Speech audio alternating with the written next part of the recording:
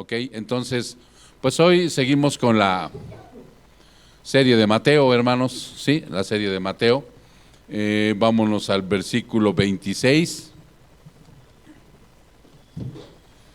Vamos a ver, vamos al capítulo 26, perdón, y vamos a ver del versículo, me parece que es el 46 al 50 del 47 al 56, ¿verdad? Si no mal recuerdo. Mateo 26, del 47 al 56. Ok. Bien, mis hermanos, pues miren, a Dios gracias. Vamos avanzando en este evangelio tan precioso, en este evangelio donde Mateo era aquel recaudador de impuestos, ¿recuerdan? Aquel individuo judío que no querían los judíos, ¿no? Valga la expresión, un judío que no querían los judíos, precisamente porque el ser cobrador de impuestos era algo abominable para ellos, puesto que se servían de los mismos judíos y trabajaban para Roma. Entonces por eso eran muy repudiados, y Mateo fue rescatado de ahí. El Señor le dijo, sígueme, y él accedió. Y entonces un día él escribe este evangelio. Él estuvo con Jesús, él caminó con Jesús, él presenta como judío a Jesús como el Rey de Reyes. Entonces, de esa manera, hoy nosotros hemos avanzado en este hermoso evangelio. Ya llevamos más de 2 años y medio. Yo el otro día les decía que como año y medio, no, estuve checando, 2 años y medio tenemos predicando este evangelio. Y a Dios gracias, si Él no dice otra cosa, pues su pastor lo terminará dentro de breve, ¿no? Y hoy vamos al resto de Jesús. Ahí en las pantallas, ¿ya vieron la imagen? ¿Sí está la imagen todavía? Es que ahora yo ya no la puedo ver. Ok, está la imagen en donde, pues ahí tentativamente se ve a la muchedumbre que va por Jesús. Y eso es lo que vamos el día de hoy a tocar. Así que, nada más, como dice mi hermano Raimundo, aprendan, si van a aprender sus Biblias en su celular, sean muy honestos y no estén viendo las redes sociales. Si necesitan ver algo de urgencia, salgan con toda confianza, una llamada, algún mensaje que tengan que hacer. Y si no, mis hermanos, pues no se distraigan, ¿no? Porque el perjudicado vas a ser tú, ¿ok? Entonces vamos a citar la palabra, mis hermanos. El arresto de Jesús. Mientras Jesús estaba todavía hablando, Judas, uno de los 12, llegó acompañado de una gran multitud con espadas y palos de parte de los principales sacerdotes y de los ancianos del pueblo. El que lo entregaba les había dado una señal, diciendo, al que yo bese, él es. Lo pueden prender. Enseguida se acercó a Jesús y dijo, salve, Rabí, y lo besó. Amigo, haz lo que viniste a hacer, le dijo Jesús. Entonces ellos se acercaron, echaron mano a Jesús y lo arrestaron. Y uno de los que estaban con Jesús, extendiendo la mano, sacó su espada e hiriendo al siervo del sumo sacerdote, le cortó la oreja. Entonces Jesús le dijo, vuelve tu espada a su sitio, porque todos los que tomen la espada, a espada perecerán. ¿O piensas que no puedo rogar a mi Padre y Él pondría a mi disposición ahora mismo más de 12 legiones de ángeles? Pero, ¿cómo se cumplirían entonces las Escrituras que dice así debe suceder? En aquel momento Jesús dijo a la muchedumbre, ¿cómo contra un ladrón han salido con espadas y palos para asegurarse que me arrestaban? Cada día me sentaba en el templo para enseñar y no me prendieron. Pero todo esto ha sucedido para que se cumplan las Escrituras de los profetas. Entonces todos los discípulos lo abandonaron y huyeron. Vamos a orar. Padre, te damos muchas gracias, Señor, en esta preciosa mañana, en este día que es el día del Señor. Has preparado nuestros corazones para estar aquí, Señor. Nosotros hemos puesto la disposición, Padre, para que nuestro corazón esté a tu lado, recibiendo tu instrucción y recibiendo tu bendición. Son preguntas, Señor, que cada uno de mis hermanos en este momento se hace en su corazón, para que tú seas contundente como el Todopoderoso que eres, Señor, y nos pueda dar esa gracia en nosotros. Para que nosotros, Padre, verdaderamente disfrutemos estos momentos que van a ser muy fugaces, pero que si los sabemos aprovechar, Padre, será en bendición eterna, Señor. Aunque el paso por esta tierra, Señor, y el cronos al que estamos limitados y sujetados es muy corto, la promesa de vida eterna en tus enseñanzas, Padre, es preciosa para retenerla, para disfrutarla, para gozarnos, Señor, y sobre todo, Padre, para practicarla y cambiar de vida.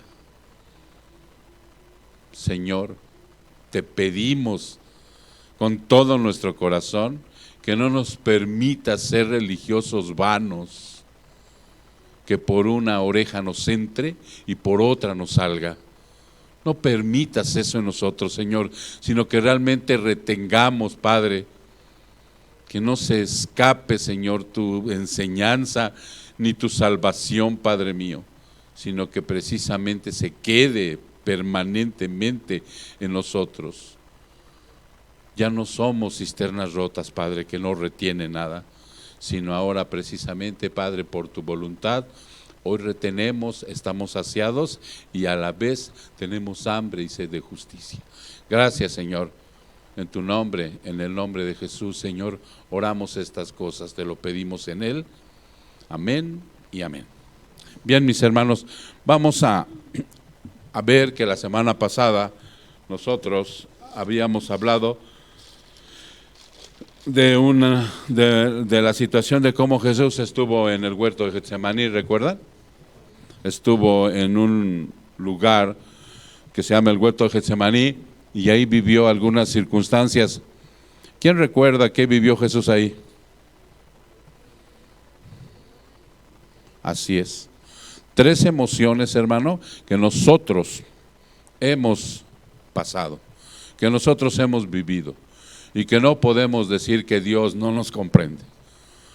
Él se hizo carne, se hizo humano, aunque era un hombre perfecto donde no tenía pecado, tenía limitaciones como todos los seres humanos tenemos. Y en esa limitación llegó a sentir estas 3 emociones. ¿Sí? Y entonces, mis hermanos, llegó al grado, habíamos observado, de su estrés tan grande, de esa congoja y esa aflicción que sintió porque no quería convertirse en pecado, que sudó gotas de sangre y le pidió al Padre que si hubiera otra manera de que pudiera salvar a la humanidad, no pasando por esa situación, no la de los golpes, no la de los clavos, no la de la cruz, sino la de convertirse en pecado.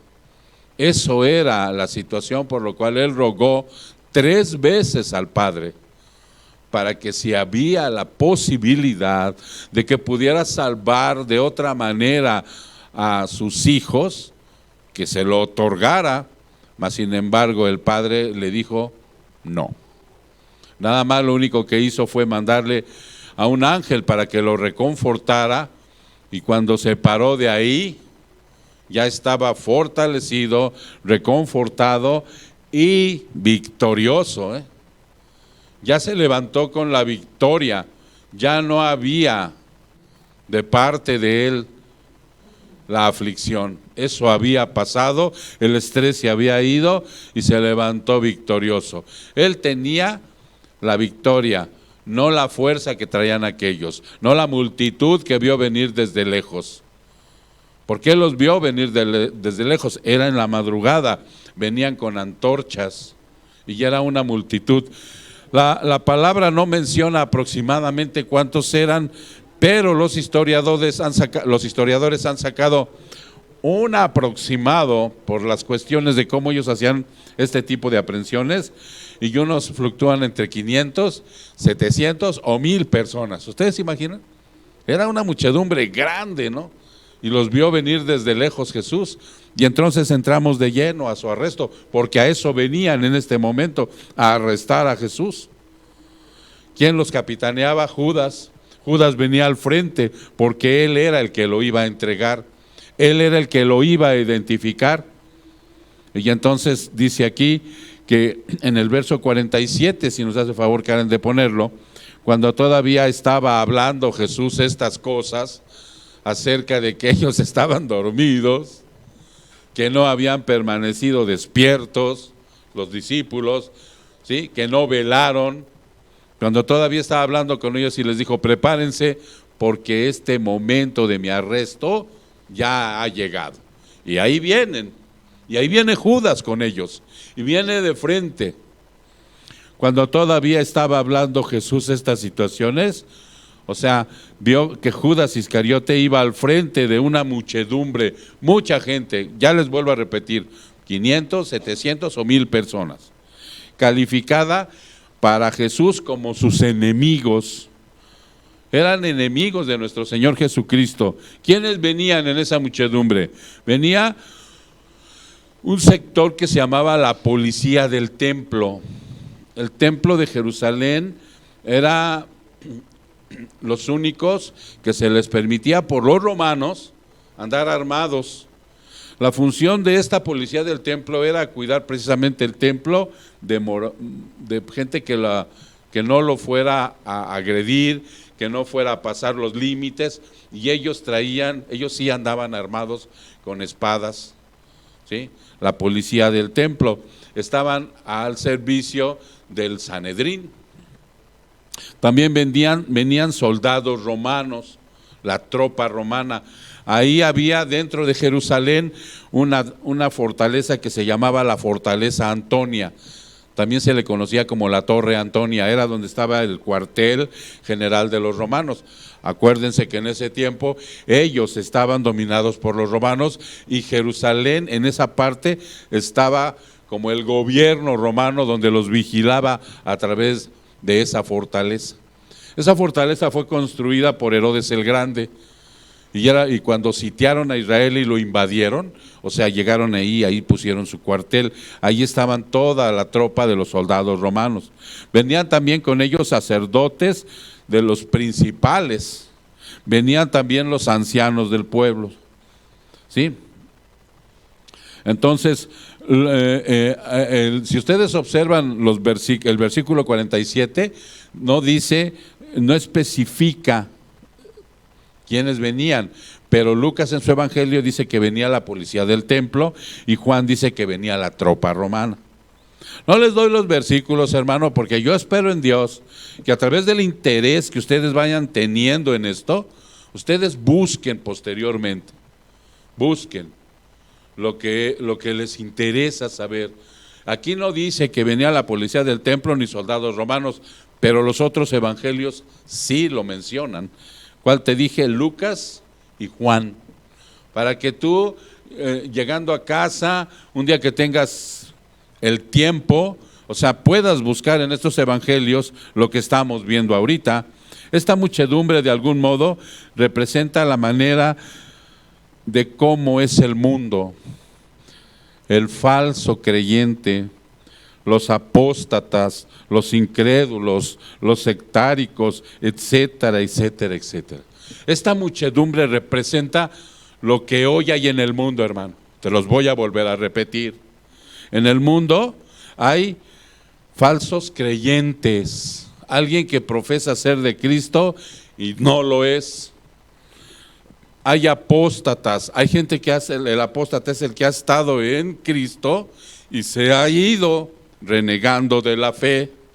Están los incrédulos, los que no creen en Jesús, los que de alguna manera un sector, aunque muy mínimo, ¿cómo se hacen llamar? Ateos, ¿sí?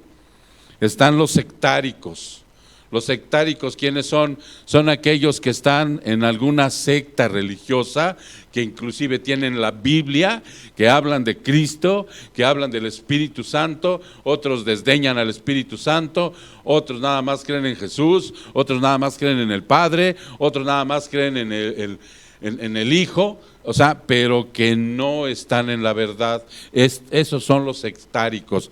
Esto es como una imagen de la perversión humana. Toda esa muchedumbre que vio venir Jesús, tómala en cuenta, hermano, como toda la perversión humana, sí, que han tratado a nuestro Señor Jesucristo en lugar de ir a sus pies en humillación. En lugar de humillarse e ir a los pies de Jesús, o sea, han visto a Jesús de una manera diferente. Han ido por Él para ofenderle, para pisotearle, para malverlo, para mal equivocarlo, para verlo como la Cruz Roja nada más cuando hay necesidad. O sea, en fin, pero verdaderamente no han ido a sus pies en humillación, en obediencia, en adoración. Han ido a darle muerte. ¿Sí se entiende esa aplicación? Perfectamente, ¿verdad? Hay mucha gente que dice, yo creo en Jesús. Hay mucha que dice, Dios te bendiga, ay, en el nombre de Jesús, que todo esto se dé por Jesús, Cristo es mi Señor. Es más, se presentan hasta como cristianos, mas sin embargo, no, dice aquí que esta es la imagen de la perversión humana. Esos que venían a apresar a Jesús, muchos de ellos, los policías del templo, o sea, tenían una instrucción religiosa basada en ¿quién? En el Padre, en el Dios Todopoderoso, pero no tenían una relación con Él. Los soldados romanos representan como la apostasía, los sectáricos y los incrédulos, ¿sí? Tenían dioses de otros lados.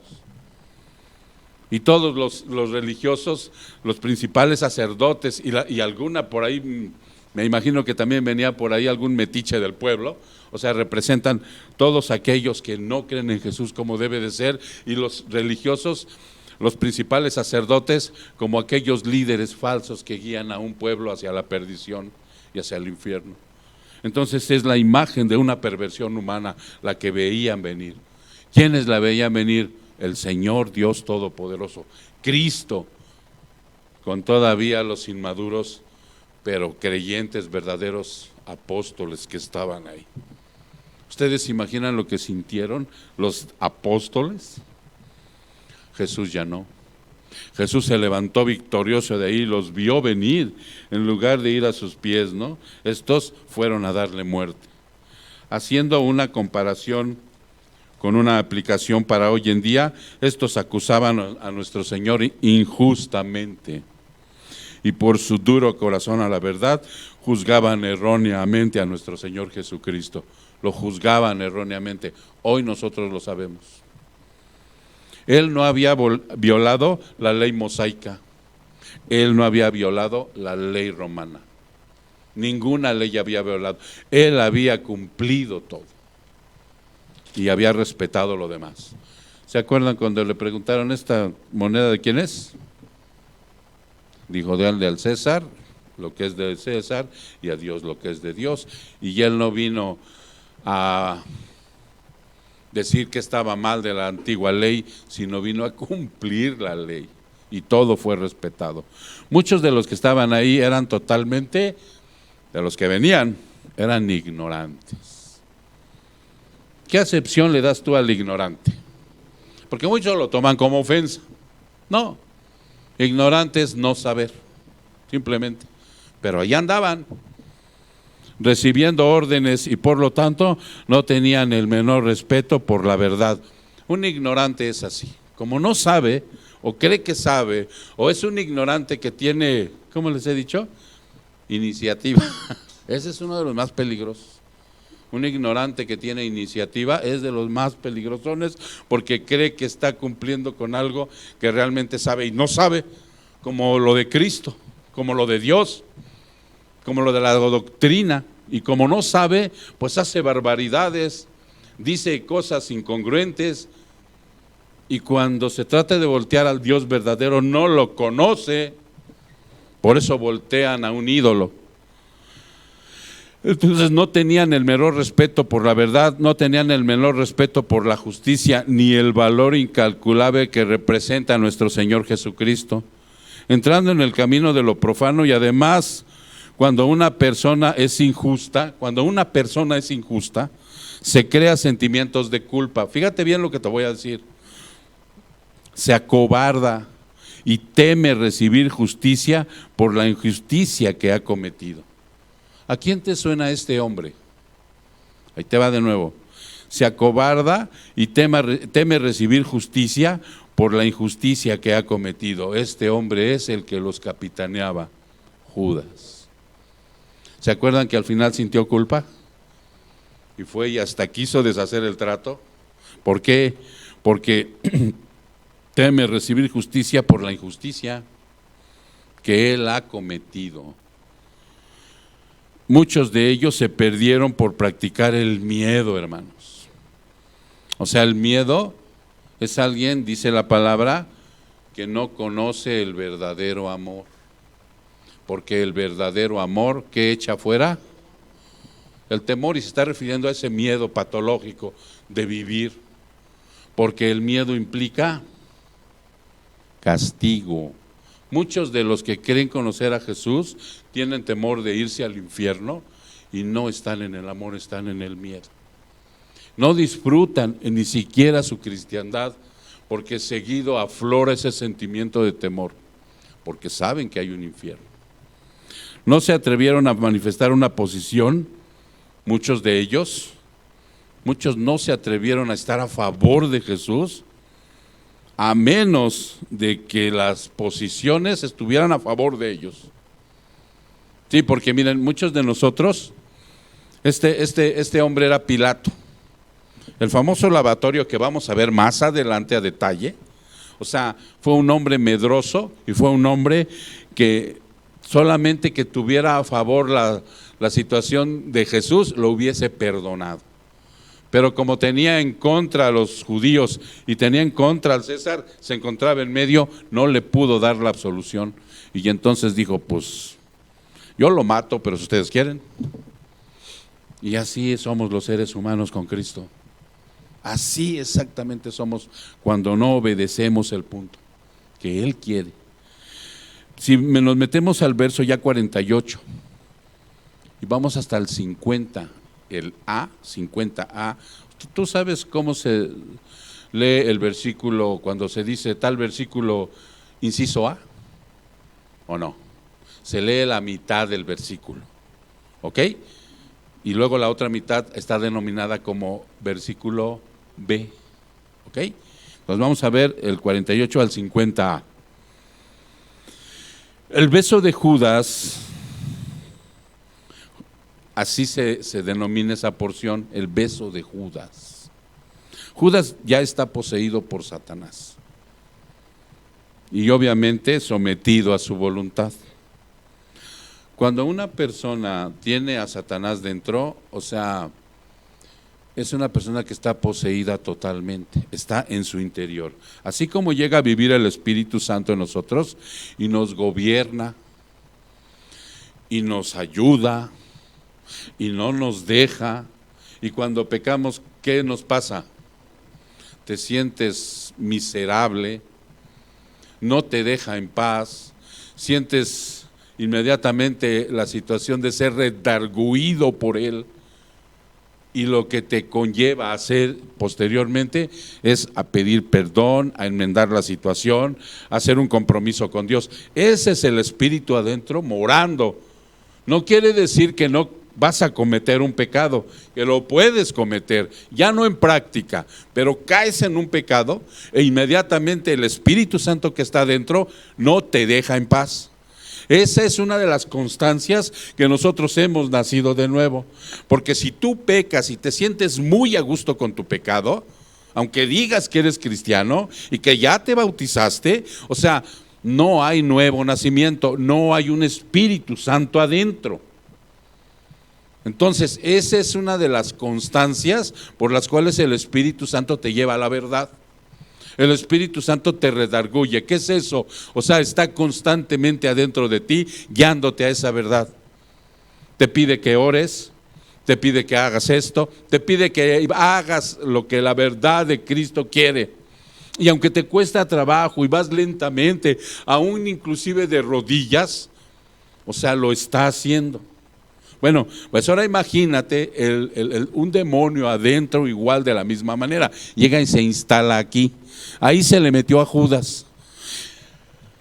Ya no empiezan a tener voluntad propia el ser humano, porque una de las partes en donde, una vez terminando el milenio, vamos a dar un estudio acerca de cómo el reino de Satanás y los demonios, o sea, acechan y asedian tanto al, ya saben, al mundo lo tiene dominado, pero cómo acechan y asedian al cristiano, cómo se oye el murmullo aquí atrás de, no vas a verlo con cuernos, cola y como lo pintan en las caricaturas, no, pero es un ser insidioso que te está llevando en contra de la dirección de Cristo, y está aquí atrás, mira, hablándote, y no, y esto, y no lo hagas, y si hazlo, o sea, todo en contra de Cristo. Entonces, están alrededor haciendo su labor, tanto de un cristiano como de los incrédulos, como también pueden estar dentro. Dice la palabra aquí que a Judas se le metió Satanás. Y yo no creo que haya sido cualquier demonio, puesto que la lucha era fuerte en ese momento. Ha de haber sido el mismísimo jefe de los demonios, Lucifer. Vean lo que dice Lucas 22:3. Lucas 22:3. Sí, porque ante esa perspectiva no pudo haber sido cualquier achichincle. Entonces Satanás, vamos a ver desde el 1. Se acercaba la fiesta de los panes sin levadura, llamada la Pascua, y los principales sacerdotes y los escribas buscaban cómo dar muerte a Jesús, pero temían al pueblo.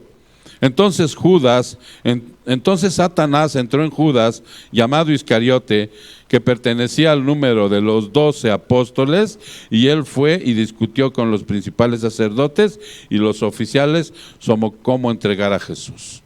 Cuando él sale de la Santa Cena, ¡pum!, lo poseyó Satanás. Antes lo rondaba, le murmuraba, era su dueño, él era su esclavo, o sea, y llegó el momento en que ¡fum!, para tal trámite que iba a hacer, se fue para adentro. Entonces, sistemáticamente, con su desilusión, fue tomando más fuerza con el paso del tiempo, cuando Judas se dio cuenta de algo. Y fíjate bien, fíjate bien lo que se va a decir de esto, porque así le pasa al cristiano a veces. Así le pasa. Él sistemáticamente se fue desilusionando, pero no llegó a Jesús con el propósito que debe ser el verdadero. No llegó a Jesús así. Él llegó a Jesús como la mayoría de los judíos, pensando que ¿qué era? Un político religioso que los iba a libertar a espada y que les iba a dar preeminencia y que el reino era de este mundo y que cuando estuviera Jesús en el trono les iba a dar puestos políticos importantes. Esa era la tirada de cuanto más. Así es como inclusive ahorita en la actualidad están esperando los judíos al Mesías. Así. Ok, entonces fue tomando más fuerza esta desilusión con el paso del tiempo. Él llegó como todos, ¿no?, al llamado del Señor, llegó a ofrecerse con el Señor lo llamó y lo toma como apóstol. Y entonces se empezó a dar cuenta de esto Judas conforme fue pasando el tiempo. Ya no hubo como él pudiera ver que realmente podía cumplir sus planes egoístas, sus planes de dinero, sus planes de salud, sus planes de poder, su plan de prestigio. ¿Cierto que esto sucede a veces en el cristiano? Cuando llega equivocadamente a buscar a Jesús, cuando le hablan de Cristo, cuando le hablan de un Dios todopoderoso, misericordioso, y quiere las bendiciones, pero no quiere el compromiso, punto. Esto fue lo que pasó con él. El texto dice que Judas lo identificó. Él identificó a nuestro Señor Jesucristo con una muestra de afecto y amor de ese tiempo y de todos los tiempos. Un beso en la mejilla y un caluroso abrazo. Así lo identificó. ¿Sí? Dice que en Juan 18:46, él se identifica. Jesús, ahí él se identifica. Vámonos a ver Juan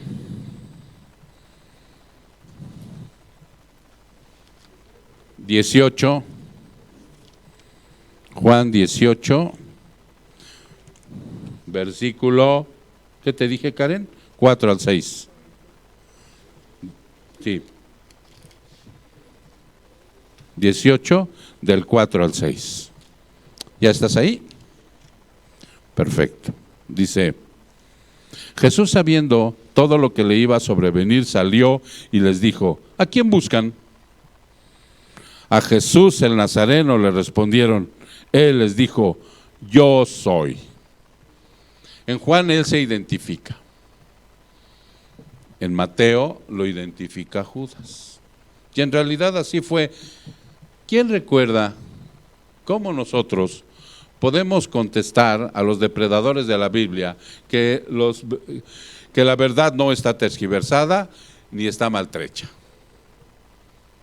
¿Recuerdan que son 4 preciosos reporteros, los apóstoles, así los denomino yo, que tomaron el ángulo celestial de diferentes partes? Y que una vez después de que lo identifica Judas,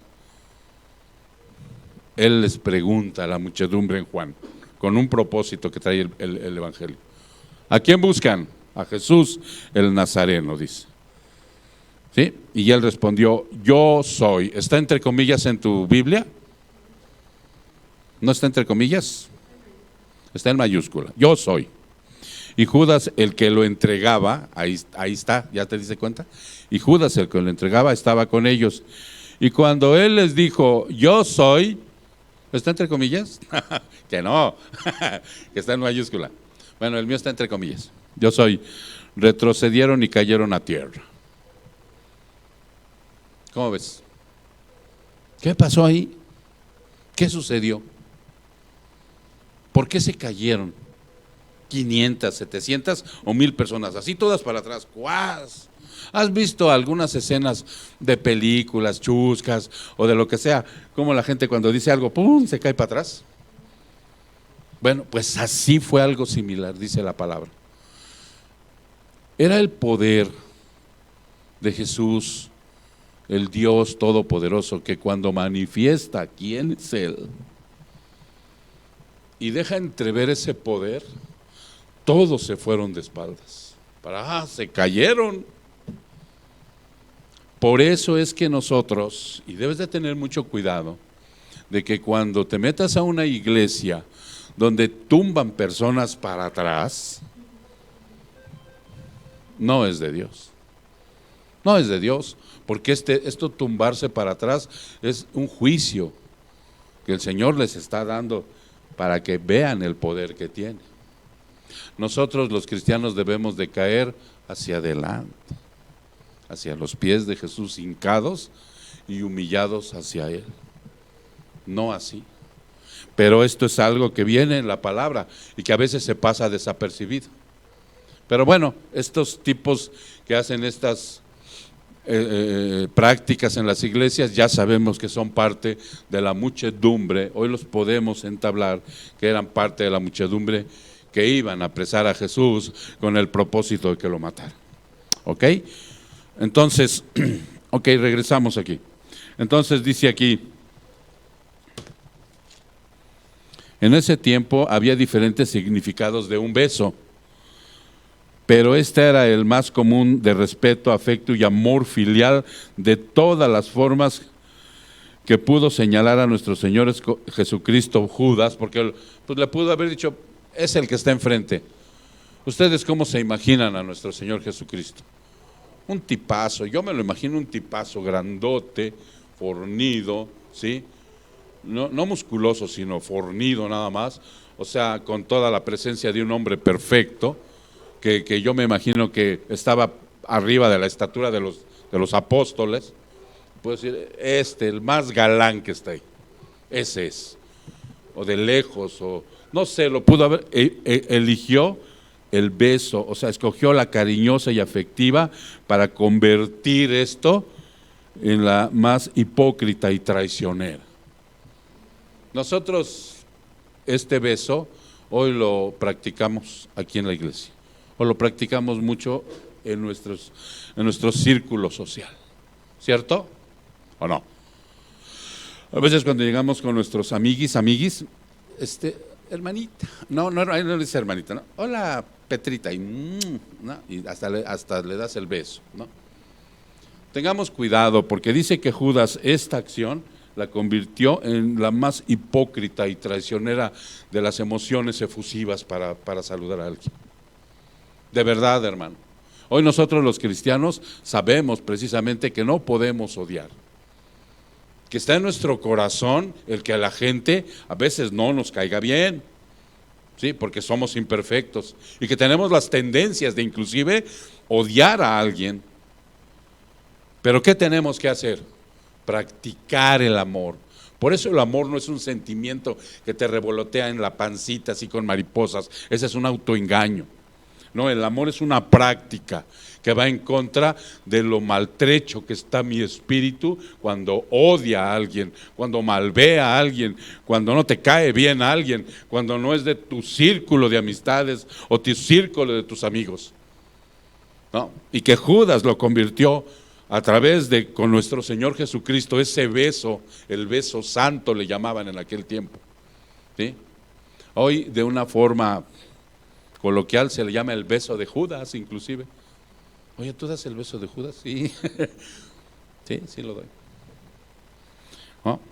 Sobre aquel que representa esa forma hipócrita y traicionera que convirtió Judas. ¿Por qué lo pudo haber señalado él con una vara, aventando una piedrita, no sé, de mil maneras, ¿no? Fue y lo abrazó, lo besó y le dijo, salve, Rabí. Él convirtió eso que representa lo más sublime en lo hipócrita y traicionero. ¿Por qué representaba lo más sublime? Porque era para el Señor. No le importó que le diera 3 años de instrucción, no le importó a Judas, ¿sí? 3 años de instrucción de la verdad y que le haya cobijado con amor y amistad del Señor. Le lavó sus pies, no lo hizo menos. Lo trajo con él, le dieron el servicio de la tesorería. Por eso manifiestan los evangelios que era un ladrón, porque sustraía de la tesorería lo que no era de él. Por eso les he dicho que cuando nosotros manejemos un dinero, en el mundo uno de los peores pecados que podemos cometer es defraudar la confianza que se nos da. Muchas veces nosotros mismos somos nuestros propios patrones. Pues tú mismo te puedes defraudar a ti mismo si ganas 100 y te gastas 200. Te estás robando a ti mismo.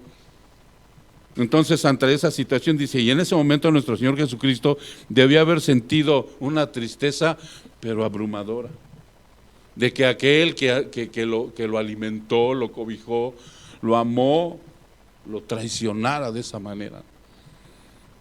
Judas representa para Jesús en ese momento un camarada o un compañero cuando le dice, amigo, haz lo que tengas que hacer. En otras hace como pregunta, ¿verdad? En otras Biblias. Pero en realidad, dice en el versículo de las Américas, dice, amigo, ve y haz lo que tienes que hacer. Ahí no se dirige como él, como el amigo filial. Es una palabra griega que dice filos, como se refería a los demás apóstoles, decía filos, amigo, un amor filial. En ese momento la otra palabra griega con la que se refiere Jesús es la de camarada, amigo, compañero, ¿no? Ya no le llamó de la misma manera. Haz lo que viniste a hacer. El hijo de perdición, enervado y poseído con su razón totalmente nublada, escuchó estas últimas palabras del que fue su maestro, fueron las últimas palabras que escuchó de él. ¿Sabes estas palabras dónde le van a estar retumbando eternamente? Eternamente, ¿sabes dónde? ¿Sabes dónde fue a parar Judas? Esas palabras le van a estar atormentando eternamente cuando escuche a cada momento: haz lo que tengas que hacer. ¿Qué veniste a hacer? Nosotros, hermano, quisiéramos escuchar lo contrario. Nosotros, ¿qué palabra nos gustaría escuchar? Buen siervo y fiel, ¿no? Pero imagínate que escuchemos la otra, por actuar de la misma manera que Judas, por no obedecer lo que dice el Señor, por seguir siendo un vano religioso, por seguir siendo un falso creyente. Los que son hipócritas, los que son inconstantes, los que son incrédulos, los que son apóstatas, van a escuchar la frase de Judas. Pero nosotros, hermano, queremos escuchar la otra. Queremos tener la seguridad de nuestra salvación y no estar pensando y después despertar en una triste realidad del infierno. Un cristiano falso, egoísta, ladrón, buscando la plataforma del éxito. Ese era Judas. Ese era Judas. Un cristiano falso, egoísta, ladrón, buscando la plataforma de éxito, prestigio, poder, lo que esperaba de nuestro Señor Jesucristo. Él se derrumbó delante de él, así, ¡pum!, para abajo todo se fue cuando vio que el reino no era de este mundo. Por eso se le hizo fácil en ese momento decir: híjole, qué regada estaba yo dando aquí, qué regada de haber hecho el Judas, y ¡pum!, se le fue. Este es un falso cristiano, porque todos llegamos como cristianos, no nacidos de nuevo. Y en adelante, ¿qué tiene que hacer la iglesia que me recibe? Edificarme, ¿no? Para que yo me convierta ¿en qué? En un discípulo. En un discípulo. Un falso discípulo era Judas, con apariencia de piedad. Por fuera aparenta amar a Cristo. Por fuera aparenta amar a Cristo. Habla como cristiano. Se expresa y aprende rápidamente. Lo primero que aprende una persona que viene a la iglesia es hablar la jerga cristiana, ¿no? Dios te bendiga, hermanito, hermanita, ¿cómo has estado? Voy a orar por ti, que Dios te guarde. Eso es lo primero que aprende uno, el lenguaje de los cristianos. Por eso dice que este era un cristiano, por fuera aparentaba amar a Cristo, por dentro lo odiaba. Por dentro, a veces el cristiano odia a Cristo. Y de veras, si tú le preguntas: oye, ¿tú odias a Cristo? No, ¿qué pasó? Pues, ¿cómo? Pero ¿y las actitudes? ¿Pero y la desobediencia? ¿Pero y la práctica del pecado? O sea, la práctica del pecado es el testimonio más fuerte de que realmente no lo amas, que lo estás odiando. Por eso Él vino a develar la verdad. Ok, lo odia. Esta cizaña es diferente al trigo. Se parece la cizaña mucho al trigo. Y al final Cristo lo dejará al descubierto, al final, velando como siempre, ¿sí?, que has sido un impostor. Lo va a velar, le va a decir, lo va a destapar: eres un impostor, fuiste un impostor. Se podría decir que él es el iniciador. Judas es el iniciador de la doctrina de la prosperidad. Sí conocen esa doctrina, ¿verdad? Dinero, dinero, dinero, dinero, dinero. Trae y pacta aquí, y mira, si tú vienes y ofrendas tu carro, ofrenda tu camioneta, te va a dar una camioneta más, ¿no? Si ofrendas carrito, ¿qué más ofrendarían? Si no tienen carro, pues la casa, no sé, ya ahí estamos pensando en poner ahí uno de esos, ¿cómo se llaman? Terminales donde metas la tarjeta. Digo, porque luego es que no traigo cambio, pastor. Pues ahí, mira, más metes tu NIP y pum, vale.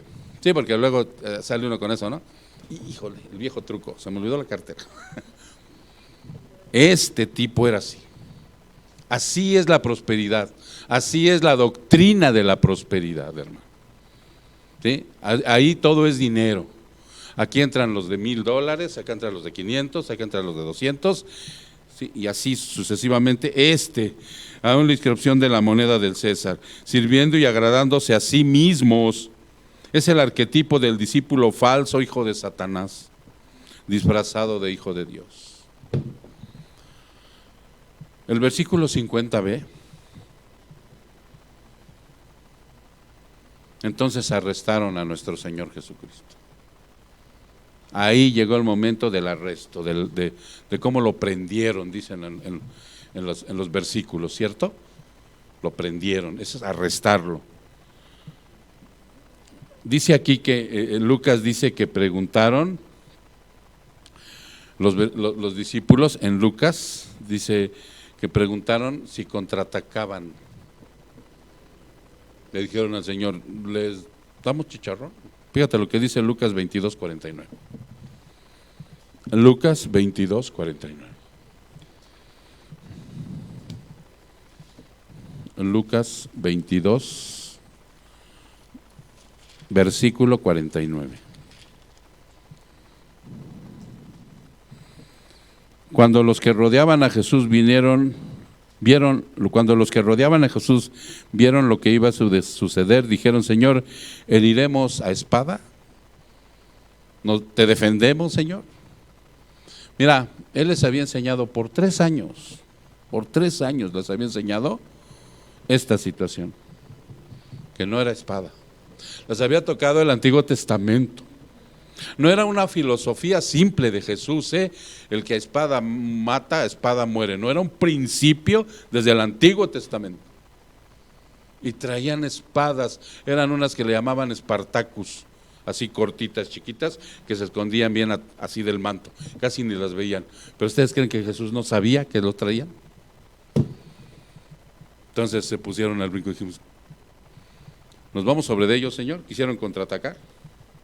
Y antes que reaccionaran, Pedro actuó, Pedro siempre, y le cortó la oreja a Malco, el siervo del sumo sacerdote, un policía del templo, y le tiró a la cabeza, más que él esquivó y le voló la oreja. Sí, o sea, en los evangelios dice que le cortó la oreja, y en uno de los evangelios dice que Jesús le tocó la oreja y lo sanó. No dice ahí si levantó la oreja y se la pegó o nada más se la dejó colgada. Yo me imagino que así fue, En las películas la oreja cae, ¿no? Y la agarra Jesús y se la pega. Pero yo me imagino que se la debe ver como colgando y Jesús se la sanó, dice. Le volvió a dejar su orejita limpia, hasta de cerilla se la debe haber quitado. ¿De verdad? No entendían, hermanos, que nuestras armas del cristiano no son de este mundo. No se puede agredir, hermano. Por eso, cuando dice en el verso 52, nuestro Señor Jesucristo está marcando un mandato de arriba, manifestado en Génesis 9:6, cuando le dice a Pedro, no, Pedro, así no es. ¿Qué le dijo a Pedro? Si a espada matas, a espada mueres. Y hay diferentes semánticas de lo que le dijo, ¿no? Pero a grandes rasgos así fue. Pero no estaba manifestando, les vuelvo a decir, que fuera algo así, contundente en ese sentido. Vean lo que dice una filosofía, vean lo que dice Génesis 9:6. Génesis 9:6.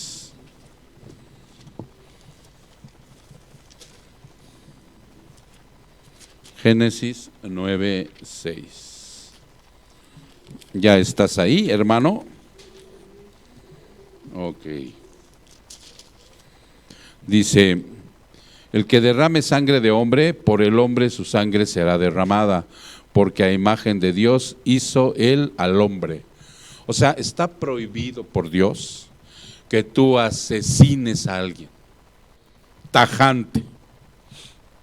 Porque estás matando a un hombre. Fíjate, si está prohibido que lo asesines, por eso nosotros no podemos ni odiar al inconverso. Uno de los puntos que nosotros los varones aprendemos en varones es que cuando nosotros, como seres humanos, varones y mujeres, también tenemos lujuria, no podemos ver a las mujeres así con lujuria, que no sean, con pasión. que no sea mi esposa con la que voy a tener mi intimidad, porque lleva a cada una de ustedes la imagen de Dios el Padre, sean o no sean cristianos. Igual la mujer. Por eso prohíbe asesinarlo. Ahora, esto tiene una salvedad. Es asesinato, con premeditación, alevosía y ventaja, lo que prohíbe Dios. Si tú matas en defensa propia, ahí no entra el no matarás. Si tú matas en una guerra justa, no entra el no matarás. ¿Sí se entiende? O sea, esto es bien importante conocer. Si tú defiendes, entra un ladrón a tu casa y defiendes a tu familia, o sea, y matas al ladrón o al asesino, estás en defensa propia también, no cuenta como asesinato. Lo que el Señor prohíbe es a sangre fría, con alevosía y ventaja. Es más, Él, por eso inclusive para los gobiernos del mundo está aceptada la pena de muerte. Y es bíblico, de verdad.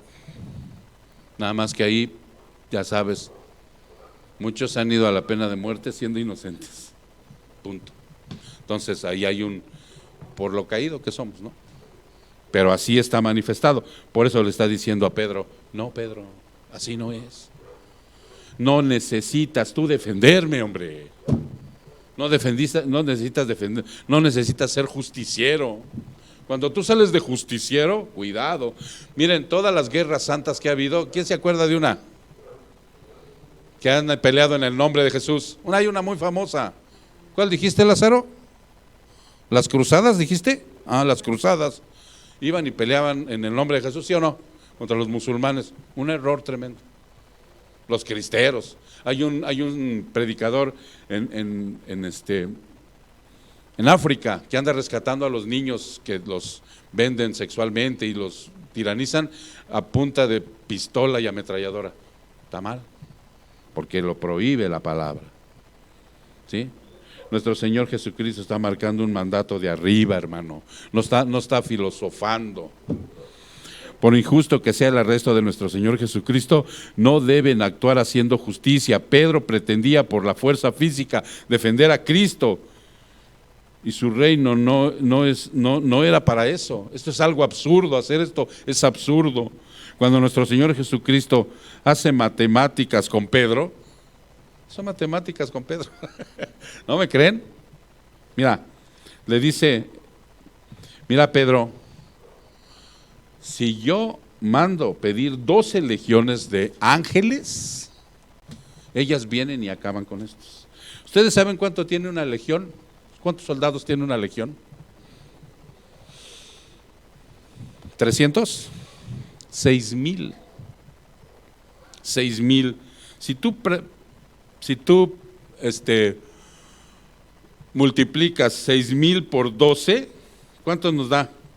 A ver, saquen su teléfono. ¿Cuánto nos da? 6,000 por 12. ¿Cuántos ángeles pretendía traer el Señor? Bueno, no que pretendía.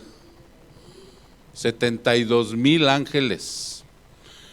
Dice la palabra que un solo ángel un día mató. Vamos a ver qué dice Segunda de Reyes. Pero no lo tengo. Ahí lo buscan. Segunda de Reyes mató a 185,000 soldados. Un solo ángel. Iba a traer 72,000. Por eso le dijo Pedro, pues ¿cómo? Por eso no se puede hacer justicia, hermano. Tenemos que esperar nosotros la justicia de Dios. En el verso 54, ya vamos cerrando, hermanos. Entonces, ¿cómo se cumplirá la profecía? ¿Cómo se cumplirá esta profecía? Vamos a ver el Salmo 41:9. Vamos a ver el Salmo 41:9.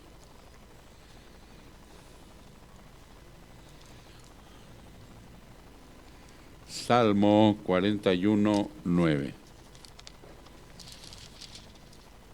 Y cito: aún mi íntimo amigo en quien yo confiaba, el que de mi pan comía, contra mí ha levantado su talón. Esta es una acepción de la traición. Entonces por eso les dijo, Ya les había dicho con anterioridad que padecería el Señor, que moriría y que resucitaría. Ya se los había dicho varias veces. Entonces, cuando se les pidió que oraran, oraron poco. A ver si hay un reflejo, hermano, pon atención. Cuando Él les pidió que oraran, oraron muy poquito. Que velaran, estaban siempre durmiendo. Y como resultado, Pedro se paró, alardeó y actuó por impulso. Eso sucede cuando falta esto. Estos ingredientes de la oración y de estar atentos a lo que dice el Señor, de no estar durmiendo en mis laureles siempre, porque el estar durmiendo en el mundo es estar metido en el mundo. Tiene uno que velar, y velar es estar pendiente de las cosas que dice Dios, para que cuando vengan las situaciones, o sea, yo realmente actúe como dice la Biblia, no como Pedro por impulso, porque como ellos oraron poco y se durmieron mucho, pues entonces cuando se paró, alardeó y actuó por impulso, o sea, como humano. En el verso 55 y 56, nuestro Señor Jesucristo les explica realmente que todo esto era necesario. Les dice, todo esto era necesario para que ustedes me arrestaran. Todo, en verdad, traer 500,000 personas, ¿era necesario? Él había estado en el templo mucho tiempo. La intención de hacerles ver esto no era para convencerlos que cambiaran su manera de pensar, de actuar o de sentir, sino para que se dieran cuenta que cuando alguien es necio y quiere hacer siempre su voluntad, el orgullo es su cárcel. ¿Tú alguna vez te has sentido libre? Yo creo que la mayoría del tiempo, ¿verdad? Porque dices, presos son los que están en la cárcel, preso es el que está en el anexo, por alcoholismo y drogadicción. Pero yo soy libre. ¿Y el orgullo? Es una cárcel más grande que la de Almoloya, o que la de Alcatraz en sus buenos tiempos. Por eso dice aquí, la intención de hacerles ver esto cuando les pregunta, ¿era necesario todo esto que hicieran? No era con la intención para convencerlos de que cambiaran de manera de pensar o de actuar, sino para que se dieran cuenta que cuando alguien es necio y quiere hacer siempre su voluntad, el orgullo es su cárcel. Ahí está metido en la cárcel de su orgullo todo el tiempo, haciendo la voluntad del Señor. No haciendo la voluntad del Señor, perdón. Los actos pecadores de los humanos, Dios los utiliza en su soberanía para cumplir sus propósitos divinos. Por eso fue la muchedumbre. Muchas veces nuestros propios actos pecaminosos son utilizados para hacernos crecer. El que es hijo, el que no, sigue en su pecado. Sigue en su pecado. Y ahí seguirá. Dice un predicador, la oveja puede caer en el lodo, la saca el Señor, la zarandea, la sacude, vámonos. Pero el puerquito entra en su elemento. Está en su chiquero, bien contento en su pecado. Entonces dice aquí, todos huyeron, todos se fueron. Ahí se estaba cumpliendo lo que les había dicho con anterioridad. Herirán al pastor y las ovejas dispersas por todos lados. Estos que huyeron no son discípulos falsos, no son discípulos falsos, puesto que todos regresaron, al tiempo maduraron, y excepto Juan, todos murieron como mártires. Así dice la historia, y a algunos lo manifiesta la Biblia. Juan murió de viejito, pero preso en la isla de ¿qué? Patmos. O sea, pero en ese momento ellos tú tienes que darte cuenta de algo, hermano. Aquí Dios nos va a dar una liviane, como dicen los chavos. Aquí Dios nos va a dar una liviane, porque muchas veces actuamos como cristianos inmaduros, débiles en la fe, pero débiles así bien cabezonamente. Y dice que estos actuaron igual, pero regresaron Y la mayoría, todos los demás murieron como mártires excepto Juan. ¿Sí? Entonces eran discípulos inmaduros, débiles en la fe, imperfectos, y mostraron características de esta inmadurez. Todos los creyentes, si son verdaderos y honestos, ahí hemos estado alguna vez. Alguna vez hemos huido. Alguna vez hemos dicho no. Otros hemos seguido, como Pedro, también a Jesús de lejos, ¿no? Y cuando nos topan decimos, no lo conozco. Maldita sea, no lo conozco. Hemos huido por vergüenza, miedo, pereza, orgullo. Hemos caído por falta de oración, falsa confianza, impulsivos. Discernir, hermano, con mis propios razonamientos, reaccionar con emociones humanas. Cuando Dios nos muestra nuestra falta de fe en Él, fíjate bien, porque a estos, ahí les mostró su falta de fe en Él, ahí mismo les mostró Cristo su falta de fe, Cristo les mostró su gran fe en su Padre, pero a nosotros nos va a mostrar siempre nuestra falta de fe. En sermones, en estudios, en experiencias, en muchas cosas. Por eso no cantamos victoria, hasta que entreguemos el cuerpo y Él nos glorifique, entonces habrá terminado con nosotros. Él sabe lo que está haciendo con nosotros ahorita, en este momento. Si tú eres un verdadero creyente aquí en este momento, Él está trabajando contigo. Pero todos hemos pasado por ahí. Esa es una del aprendizaje que hoy nos trae, que muchos hemos pasado por ahí, hemos huido. Ahora ya nada más observa. Aquí no se levanta la mano. Aquí no se levanta la mano. Aquí tampoco le dices al que está a tu lado, voltea y velo. No, aquí tampoco se hace eso. Es una tontería, ¿no? Aquí Dios está en cada uno porque Él es omnipresente, haciendo su labor, y sabe perfectamente que cuando está tirando la palabra también a mí me lo está preguntando. ¿Por qué has huido, Miguel? ¿Por vergüenza, por miedo, por pereza, por orgullo? ¿Por falta de oración? ¿Por falsa confianza? ¿Porque tus razonamientos propios, o sea, es con lo que disciernes? ¿Por reaccionar siempre con emociones humanas, enfermizas? No, o sea, entonces sí te va a mostrar tu falta de fe. Pero acuérdate que Él siempre tuvo fe en su Padre, siempre, hasta el momento que dijo consumado es. Que vamos para allá, hermanos, vamos para allá. Hace 8 días dijimos, vamos a ver esto. Bueno, pues ahorita te digo, dentro de una semana, vamos a ver cómo se enfrenta al concilio. Vamos a ver cómo hacemos juicios. Cómo hacemos juicios los seres humanos. Igual que esos. Cómo levantamos el juicio y cómo catalogamos a la gente con nuestra naturaleza caída. Está bien duro. Yo nomás de la ojeada que le eché me puse a chillar, digo, lo que viene, ¿no? Pero es necesario, ¿no? ¿Sale? Vamos a orar. Padre, te damos muchas gracias, Señor, porque este día tú nos has manifestado fuertemente, Señor, cómo podemos ser parte de la muchedumbre que te arrestó con el propósito de matarte, y cómo podemos ser esos cristianos asustadizos huyendo porque no queremos ser obedientes a tu palabra. Ayúdanos, Padre, te lo pedimos con toda humildad para que nos sigas dando la fuerza y la fortaleza de seguir adelante en tu camino, Señor. Que en ningún momento, Padre, podamos echarnos para atrás, Señor, sino caer hacia adelante a tus pies, Señor,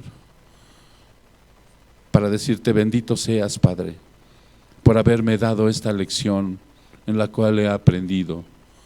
Que tú me des tu mano para levantarme y seguir adelante, Señor, porque esa confianza va a depender única y exclusivamente de ti, Padre. Bendito seas, Señor. Yo te ruego que esta palabra tú la pongas en todos y cada uno de los corazones que están aquí, en cada uno de los corazones que ha escuchado por los medios masivos de comunicación, para que redarguya en todos nosotros, Señor, y podamos seguir avanzando, Señor. Ayúdanos a ser honestos, sinceros con nosotros mismos, Padre. No permitas que nos engañemos con falsas cosas. Y que tú, Padre, siempre seas la luz que ilumine nuestro camino, Señor. A ti te damos la honra y la gloria en el precioso nombre de Cristo Jesús. Su pueblo dice, amén.